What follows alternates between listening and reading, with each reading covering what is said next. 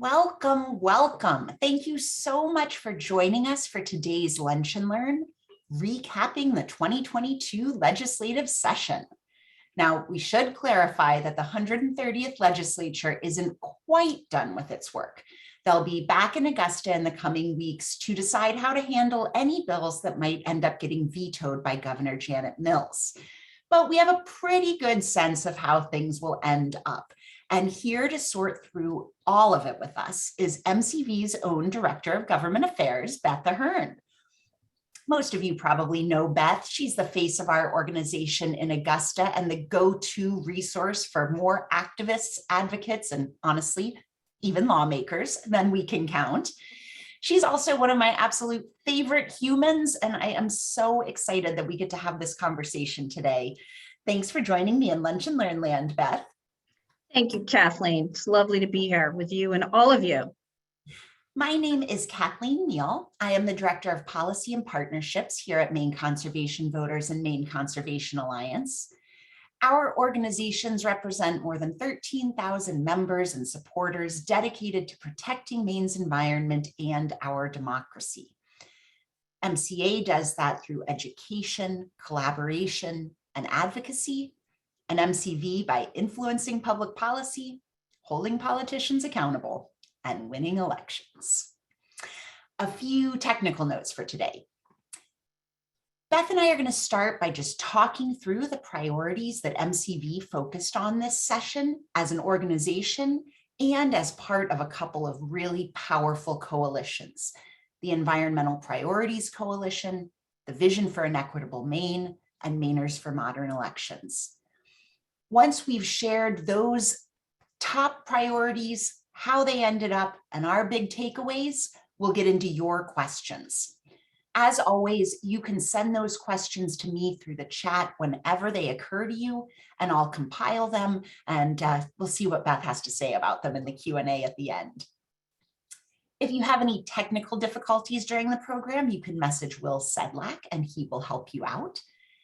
This event is being recorded, and the video will be posted on our website later this afternoon, where you can also find recordings of all of our previous Lunch and Learns. Thanks again for joining us. And Beth, let's get into it. What is your big takeaway from the session? Who do we have to thank? Lots of people. Well, let me start by saying we work with an incredible network of partners, allies, supporters, legislative champions, and we have a pro-climate governor. We all work together in this short session to achieve significant wins for Maine's environment, our democracy, and Maine communities. Many of you on this call took action, and I'm saying that that action means so much. Thank you very much for taking action and for supporting the bills that we're talking about today. So, no session ends the way we think it's going to. And I'm going to talk first about the 9 environmental priority bills. We started out with 7 environmental priority bills. That's our coalition of 36 groups gets together and decides at the top of the session what bills are the priorities of the 36 orgs. We start out with 7, but we added 2. So I'm going to go quickly through all of those. And one of the big wins of this session was the bill to close the loophole about out-of-state waste. So what was happening is that the Juniper Ridge landfill in Old Town has been filling up with construction debris from Massachusetts. I mean, truckloads every day. And this is a Maine-owned landfill. That was for Maine waste. But because of a loophole in the law, what was happening is that the trucks from Massachusetts full of construction debris stopped at the Re-Energy facility in Lewiston. And, they took actually a few pieces of sheetrock, ground them up, and then put them back in the truck. And the truck moved on to Old Town, to Juniper Ridge, and dumped there. The Juniper Ridge landfill was filling up significantly. So this has been an issue for a long time, since the Baldacci era. And the Juniper Ridge landfill is also leaking. There's leachate that goes into the Penobscot, which as you know, is the lifeblood for the Penobscot Nation. So not a good situation. And to combat this, a very powerful organization was created called Don't Waste Meat, a grassroots organization that has been building power and doing lots of work and research. And they teamed up with the Natural Resources Council of Maine and the Community Action Works and brought forward a bill this year. And the legislature really was wonderful. And the Natural Resources Committee had a very strong bill to close this out-of-state waste loophole. And the bill was very successful. It left the Senate with a unanimous vote, which was shocking. And one of the reasons that happened, and I have to give credit to Re-Energy, because they actually capitulated and did not fight in the end. So there was a unanimous vote in the Senate and a pretty strong vote in the House, 102 to 25. So that was wonderful, and I have to give a shout out to Sarah Nichols of NRCM and Dana Callahan of Community Action Works. Senator Erin Carney was the sponsor. She worked very hard. Stacey Brenner, Ralph Tucker, and Rick Bennett were fabulous legislative champs. And the other thing that's happening with this bill is that a subcommittee was created to figure out how to have more recycling of construction waste, of Maine's construction waste. So that's going to happen this summer and fall. So that was a wonderful win.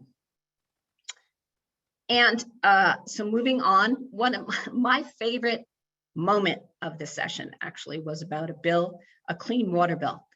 It is the 50th anniversary, this year's the 50th anniversary of the Clean Water Act. And it's also was the triennial plan for water reef classification in Maine. That happens, the Department of Environmental Protection does that every 3 years. And this year, they recommended that 800 miles of rivers and streams in Maine be upgraded.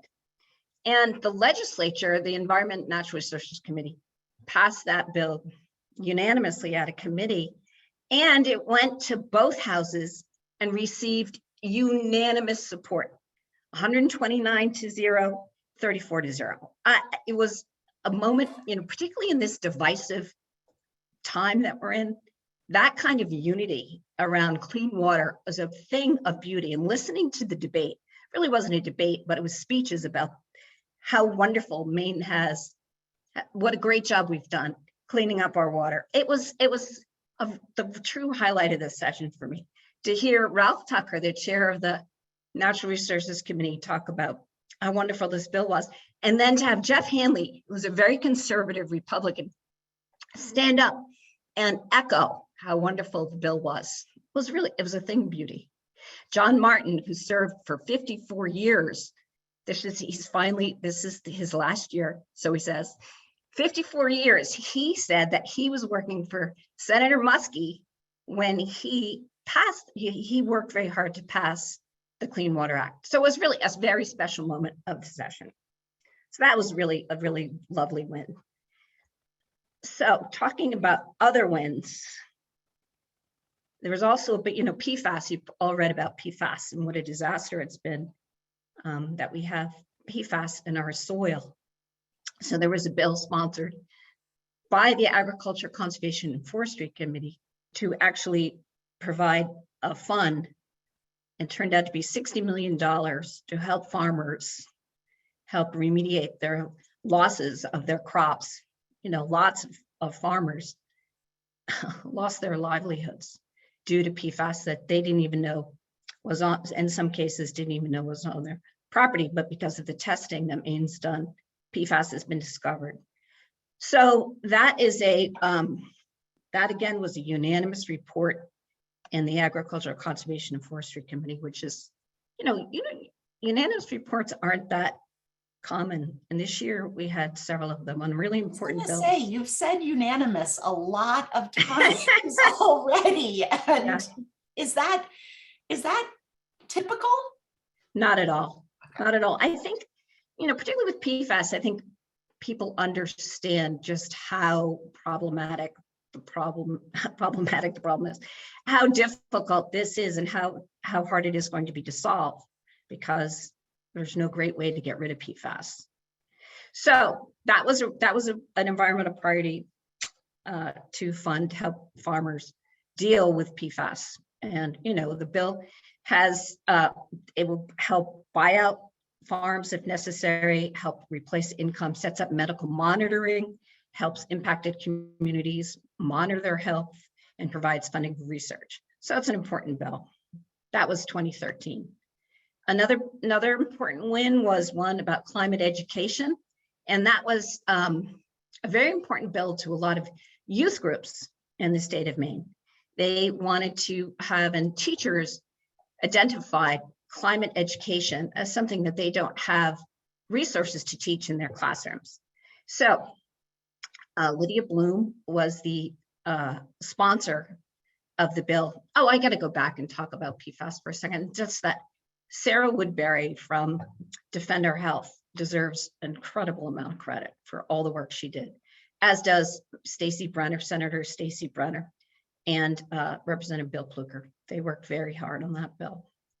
So coming back to climate ed, Lydia Bloom sponsored the bill that would provide grant money to teachers to help teach climate change in the classroom. And lots of youth groups, Nature-Based Education Consortium, Maine Environmental Education Association, the Climate Initiative, Maine Youth for Climate Justice, and the Nature Conservancy all worked very hard to get that bill over the finish line. It was really, sadly, it was voted on. This was not unanimous. It was along party lines, but the real issue was, would the funding be there?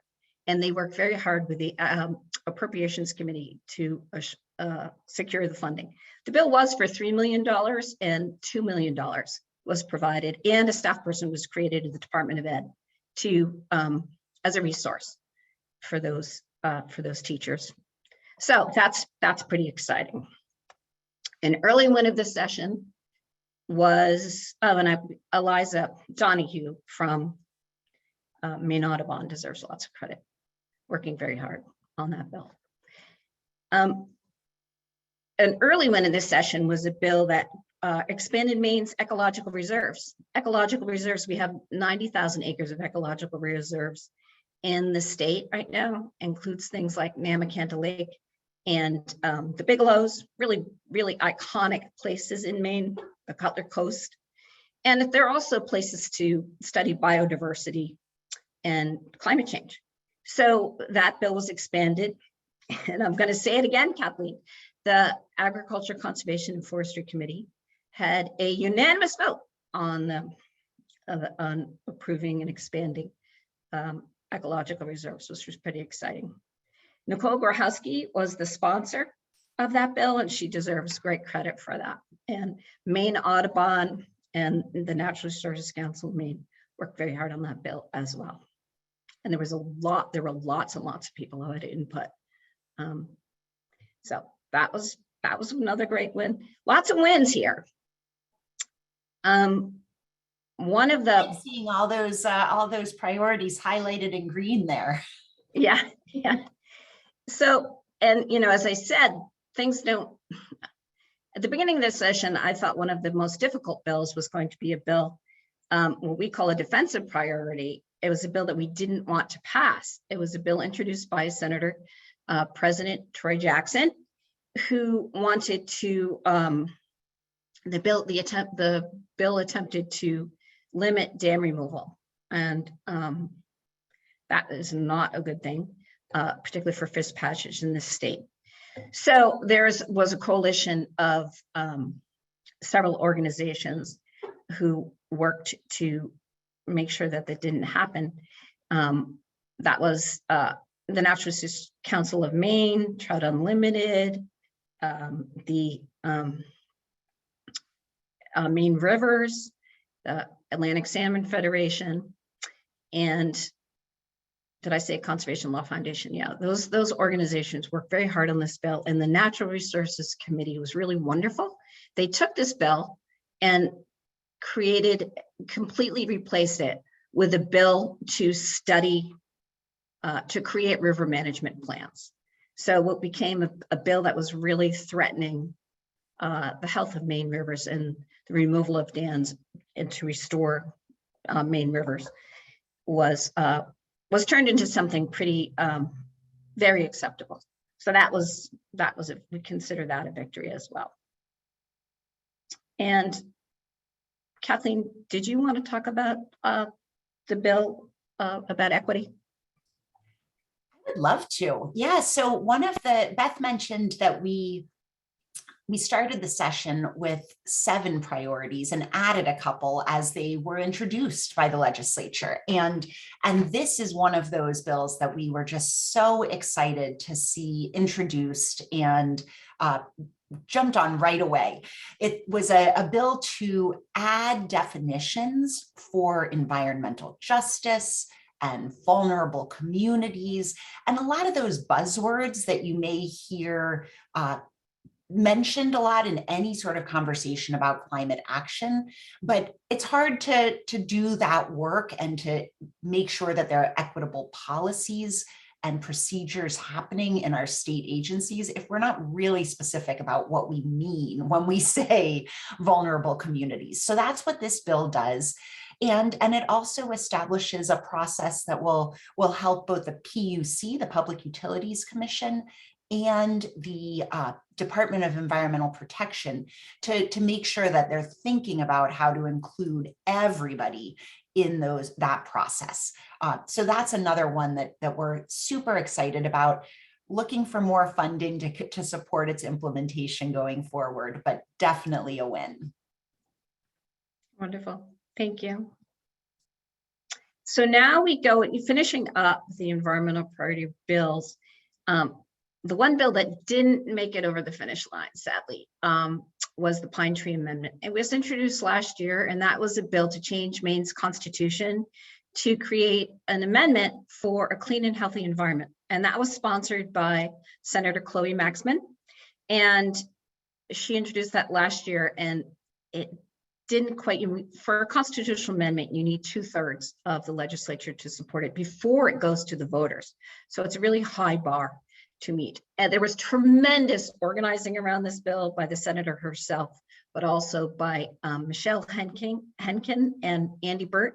They were countless hours talking to every legislator in this state through a very strong grassroots network. Tremendous momentum built for the bill. Unfortunately, the House Republicans just could not get on board, and we could not get 2/3. So that was a defeat, sad to say. But the effort that went into the bill and the momentum that was built was significant. So a shout out to all of those organizers. And there was beautiful art in the State House. They came to the State House a lot to lobby, and gorgeous art was made around that bill. So moving on, the one, you may know, probably all of you know this on this call, Maine Conservation Voters and the Environmental Priorities Coalition worked very hard on tribal sovereignty all year. And that bill's 1626, that was the big tribal sovereignty bill. That bill is not completed. The session is ending, as Kathleen said, May 9th is one more session day. But the session is ending with that bill not being completed. And legislators have said to me, they have heard more about tribal sovereignty than any other bill this session. And to say that there is huge momentum and a huge movement that has been built around this bill and supporting the Wabanaki Alliance is an understatement. I've never seen anything like it. It is an incredible amount of passion and commitment to getting this bill over the finish line. We didn't get it there yet, but the Wabanaki Alliance is not going away, and neither will we. We will support them in their quest for sovereignty. So what happened is the governor said early on that she had trouble with the bill and would veto it if it came to her desk. She did work out another bill, and she wrote a letter to the to leadership at the end of the session, the very end of the session, and asked them not to put 1626 on her desk. And so far that has not happened.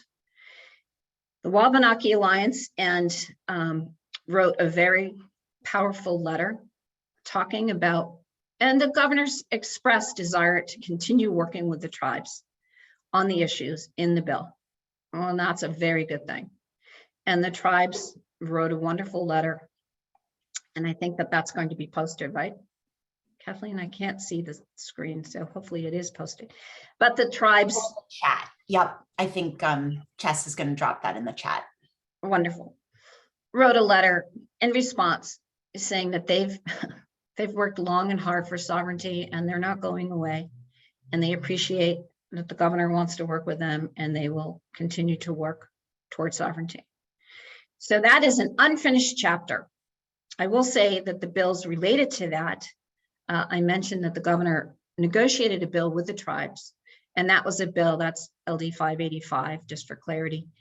That includes gaming, sports betting, online sports betting that would benefit the tribes financially, collaboration with state agencies in the tribes, and tax breaks for the tribes as well. And that bill should be signed today, I believe. So that did make it over the finish line. And the governor said in that letter that if she would sign 585. So that's positive. It's not sovereignty, but at least it's a positive bill. The other bill that was a tremendous success this year was a bill to provide clean drinking water for the Passamaquoddy tribe up in Pleasant Point. It's been a long issue that it's been very difficult to get clean water. I mean, it's unpotable water, non-drinkable, non-healthy water. And so there was a bill presented this year, LD 906, and it went to the House and received 2/3 vote, more than 2/3 vote. So that was really wonderful and surprising, actually. It was a lovely surprise, which gave it the leverage it needed to be negotiated with the governor.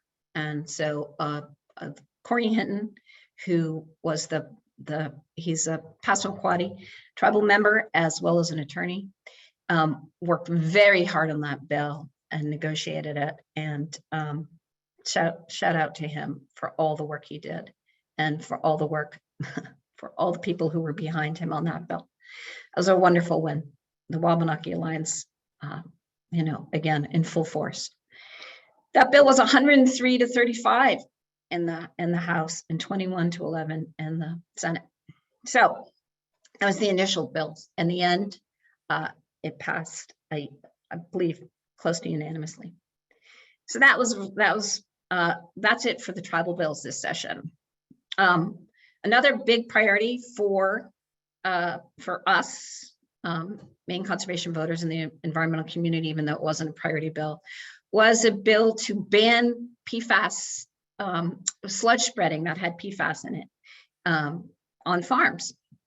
And that was contentious, believe it or not, because the Maine Farm Bureau thought, yeah, even though we know PFAS is carcinogenic, we think that we still want market share, and we're concerned that if we ban it, we're going to hurt ourselves economically.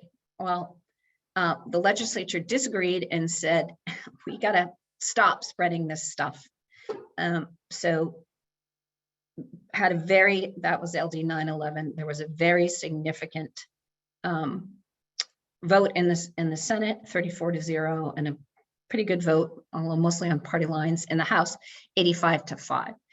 That was,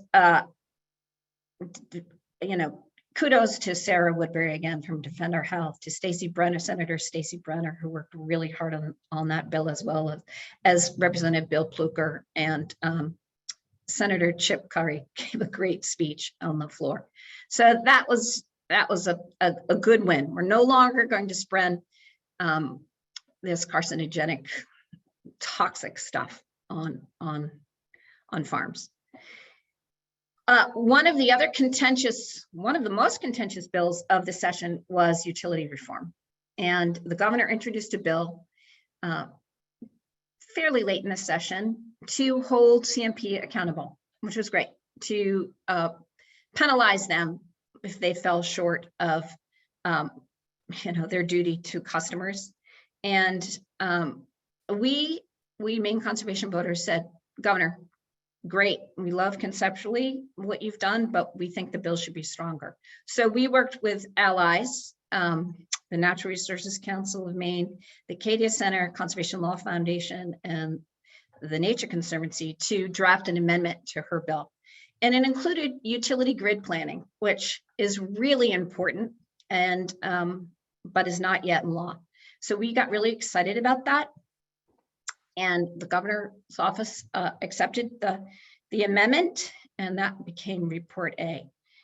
Unfortunately, there was division in the Energy, Utility, and Technology Committee over the bill and the Democratic caucus, and it was split. There were people on the committee who wanted to do more, thought that the bill should do more. My desire was to get the bill enacted. But after several weeks of wrangling, a compromise was reached. Report A includes a provision to have competitive bidding for utilities when they procure goods and services. So with that, it was pretty much became a unanimous, it got over the finish line easily once that that compromise was made. So that was kind of exciting for a few weeks. Another exciting win, and it was not contentious at all this year, was a bill to create and fund Maine's Climate Corps. Morgan Riley. Oh, I need to go back and just thank the legislators who worked really hard on utility reform. That was Melanie Sachs, a new member of this session of the Energy, Utility, and Technologies Committee, was really wonderful, as was the sponsor of the bill, Senator Stacey Brenner, Representative Scott Cuddy, Representative Paige Ziegler, really worked hard with all of their caucus members, all the Democratic caucus members, to get the bill over the finish line. So it finally happened. So back to the climate car. Sorry, I'm bouncing here. I just don't want to forget thanking important legislators. Morgan Riley was the sponsor of the Climate Corps bill. And this was another bill that it made it over the finish line. And lots of you took action. I think 400 people signed a petition to actually get the Climate Corps funded, which was really wonderful, and it helped. So funding now exists to launch a program with 4 Climate Corps service members, and also a Climate Maine program director has been funded. So those are people who are going to be boots on the ground, actually doing the physical work of climate change. So that's a wonderful thing. And one of the last things I want to talk about is a bill that we didn't even pay any attention to. And again, the session, sometimes things happen that you just don't know, under the radar. A bill was passed this year that really promotes green buildings and affordable housing. The Maine State Housing Authority must meet, for any housing project that receives funding from them, that the projects must meet standards for energy efficiency and sustainability, which is really, really wonderful. So that was sponsored by Representative Rebecca Millett, with support from the administration, particularly the Governor's Office of Policy, Innovation, and the Future. So that was wonderful. Beth, I'm gonna let you catch your breath for a second. It won't surprise anybody that the bulk of the priorities that we were focused on in Augusta this session were environmental bills, right? That's the first part of our name, but it's not the only part. So we also have partnered with a couple of really powerful coalitions that I'm super excited to share with you, and we can go forward to the vision for an equitable Maine.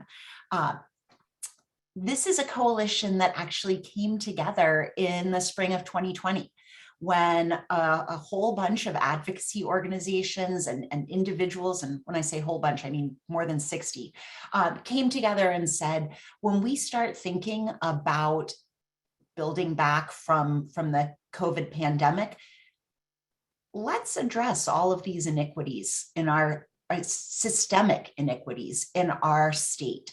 And so that group formed this coalition, the Vision for an Equitable Maine, and has really been feeling its way into the work. There's a whole bunch of priorities. And this year we joined leaders from those many, many diverse organizations to call on legislators to pass a handful of priority bills that will really get to building a more equitable Maine. Will, if you go forward, we'll do the big reveal of the priority bills. So like the EPC, the Vision for an Equitable Maine prioritized LD 1626 to restore and recognize the Wabanaki tribe's inherent rights to self-govern. Beth shared where we're leaving that, which is unfinished, to be continued. The Vision for an Equitable Maine also prioritized a bill that would improve the health of all Maine people by ensuring that low-income residents have access to Maine health care, regardless of immigration status. That one is also unfinished business. There were some public hearings last year, but it was not taken up this year because there wasn't the momentum. So we'll keep working on that one. But I'm really excited to share that the Speaker Ryan Fechtow introduced a phenomenal bill to increase affordable housing and support compact development, which has all sorts of environmental and climate benefits, as well as livability and community benefits. And that has been signed into law. We are delighted by that. We are another one of the Vision for an Equitable Maine's priorities is on the governor's desk right now. It is LD 1610, which would strengthen our capacity to collect and analyze and really look at data that will help us make more equitable policies by better understanding the impact of race and gender in our culture and in our society. So we'll identify gaps and build gender and racial equity. And that one hasn't been signed, but the administration has been really supportive. So we're looking forward to getting that data that we need to make racial impact statements on legislation accurate. Okay, Beth, you ready for me to throw it back to you for our big final coalition that we're going to talk through? As you may have gathered through this, that everything we do is in coalition, which is really wonderful. Again, tremendous people that we get to work with. But one of the coalitions that's been around for just 2 years is the Mainers for Modern Election. And we're committed to ensuring that our right to vote is safely transcends politics and partisanship. So we advocate for safe, secure, and modern elections. And this year, the big bill, we had lots of bills that passed last year, like automatic voter registration and online voter registration, really important bills. But this year, it was a bill to audit elections. And this was a big funding bill. So by funding audits, and that's an audit and training division, we ensure that the public trust in our elections remains while we invest in ensuring that Maine's town and city clerks have the training and resources they need to continue to administer safe and secure and accessible elections. And, we saw last year that some of that was threatened. So this is a new division was created and put into the budget for 5 new people in this new audit and training division. So a shout out to Mainers for Modern Elections, the League of Women Voters, and the Secretary of State, who has really been fabulous to work with and is a real advocate of accessible voting. So that is it. I just want to say, I can't say it enough, that working with so many champions, and very sadly, we're going to lose, because of term limits, we're going to lose some real champions this year, lots of champions. But I just want to point out that the chairs, important positions, the chair of appropriations, Kathy Breen is termed out. The House chair of the Environment and Natural Resources Committee, Ralph Tucker, is termed out. The Speaker of the House is termed out. The Majority Leader in the House, Michelle Dunphy, is turned out. Lydia Bloom, who's been a champion of climate since she came into the legislature, is termed out. So we're losing some really important people. Hopefully we'll bring conservation and climate champions back in, but I just want to give a shout out to them for being tremendous champions and leaders for us. So that's it, Kathleen. I've stopped talking. No, we have a lot of people to thank. And in fact, later this afternoon, when you all get the follow-up email, which will include a recording in case you weren't taking notes during that rundown, it will include a link to a petition, a thank you petition. This work that we love to do with all of you, with our absolutely fabulous partners and allies, none of it would be possible without strong leadership in the State House. Our legislative leaders help forward these initiatives that protect the people and the places that make Maine so special. Even when our priorities don't get over the finish line, there are really important conversations and actions that move this work forward. So we're going to send a link that will let you add your name to a card thanking our legislative leaders for prioritizing Maine's environment and communities. And we'll make sure we deliver that in the next couple of weeks. Thank you. Later this summer, you will get our environmental scorecard. Don't worry, we'll walk through it on a lunch and learn. So stay tuned for that one. But that'll make it even easier for you to find out how your legislators voted on the most important bills of the session. We actually don't know what bills we're going to score yet, so be patient with us. We're still catching our breath from a pretty intense short session. But let's get to your questions, and you can keep sending those to me through the chat. There are a couple already. So Beth, let's start off with one about that incredible water quality bill. When we talk about raising water quality classifications, is that an aspirational bill saying we hope we can get to this level of water quality? Or is it a more of a celebration, recognizing that we've achieved those higher water quality standards already?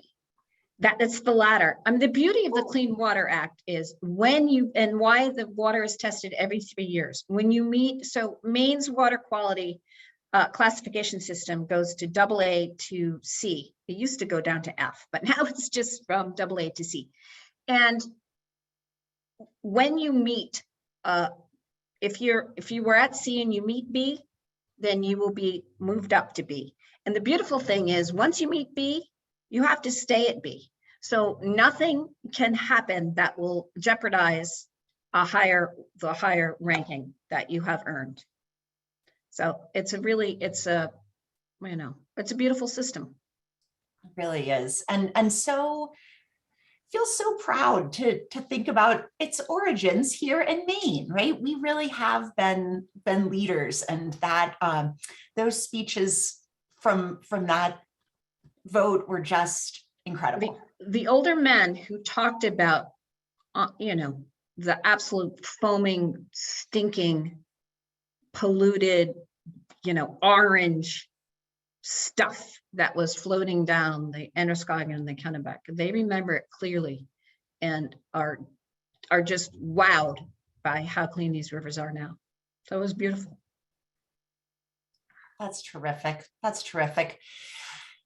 One of the other bills that you talked about, Beth, the utility accountability bill, you mentioned that there was division within the Democratic caucus that got a little messy. How much did that have to do with the organizing efforts to advance a consumer-owned utility? That's a very good question.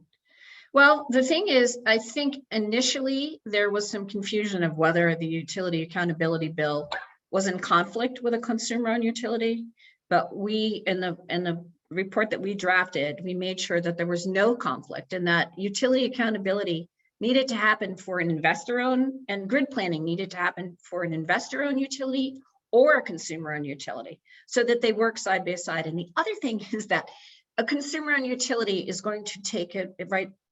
First of all, it needs to pass, and then it's going to take several years, at least 5 years, to come to fruition if it does succeed. So in the meantime, we have to do something to hold CMP more accountable. Voters are very clear about that. So I see it as hand in hand. This is in the meantime bill. If and when a COU happens, it will work. They work together. I love that. And just from where I sat, there was so much good collaboration and really good thinking that went into the version that got passed, and really excited to see Maine leading in this area as well. All right, let's talk about the really hard one. I think we're all struggling with where tribal sovereignty ended this section, or isn't ending, right? Because it's sort of up in the air. Can you share a little bit about what the major hurdles are and what's standing in the way? Honestly, it is about control of land, is, I think, one of the biggest hurdles.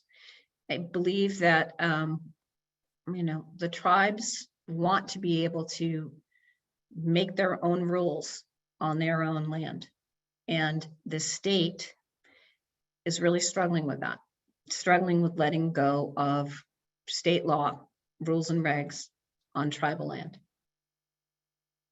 That may be very simplistic, but that's how I see it. Thank you. You're all probably hearing some emotion in Beth's voice and in my voice. We've worked, MCV has been just so honored and proud to stand alongside the Wabanaki Alliance and really work with tribal leaders on these in this movement and for this legislation. Just a couple of notes from that work. Got to keep in mind, the Wabanaki nations are the only federally recognized tribes in the country where inherent sovereignty is not recognized. So this is not the way Maine wants to stand out. There are a lot of ways that we're proud to be different, and this is not one of them. There was a recent report from Maine's Permanent Commission on the Status of Racial, Indigenous, and Maine tribal populations. Some of you may have heard this on Maine Public this morning. There was a conversation with Donna Loring about it, and the analysis, the title of that report tells you a lot. It's called One Nation Under Fraud. And I'm going to drop the link to that report into the chat just now. For those of you who want to learn a little bit more. Definitely know that you can count on us and our partners to keep you posted. As we said, this movement is only building momentum. So there will be more to write in this story. And I just want to point out, I don't know if I made it clear initially, 906, the Passamaquoddy Clean Drinking Water Bill, that got 2/3 vote. So that is veto override material. 1626 did not get that. And that's why we're where we are. We're going to go back to water quality for a minute, just to, as a little palate cleanser here. Are the stretches of water where those water quality standards will be increased, those are specified already, right? Yes, they're specified in the bill in LD 1964. Okay. And on the Maine Climate Corps, did that get the funding that it needs to go into action? Yes, I mean, enough funding for 4 climate fellows and a director. I believe that the funding The request was more than what they received, but it is enough for workers and a director. That's really exciting. And that's one of the Maine Climate Corps. That was a recommendation that came directly from the Climate Action Plan, right? Yes, it did. Yes, it Oh, did. so there's some real, and so is climate education, right? We had a couple of really important wins this year that came directly from the Climate Action Plan. I'm going to just looking ahead. Is there more that we could use that Climate Action Plan as a playbook for as we think about what work we have to do Certainly. next year? Certainly. You know, one of the big things, as you know, Kathleen, as many of you know, the biggest polluter, the biggest cause of emissions in our state is the transportation sector. 60% of our greenhouse gas emissions come from the transportation sector. So we have lots and lots to do there to build out an electric vehicle infrastructure. And, you know, we're a rural state. So getting that infrastructure built is going to be expensive. So yeah, there's lots that needs to be done there. So what happens now? We know, I mean, I know well, tell us about what happens between now and the true end of the session. Are we done? Are we almost done? Well, May 9th is veto day, and I know of 2 vetoes that the legislature will vote to override, and there may be more, but that's all I know about. And then I believe that would be it. That mean, unless something else passes and the governor has a chance to look at it, and if she vetoes again, then they would come back. But I don't know. That could happen, but nothing has surfaced thus far. So I believe that it's likely that the legislature will be done for good on May 9th. Okay, and Maine's legislature serves a 2-year term, right? So this is actually the end of the work for the 130th legislature. Yes. And as you may all know, that the entire legislature turns over. Everyone serves 2-year terms.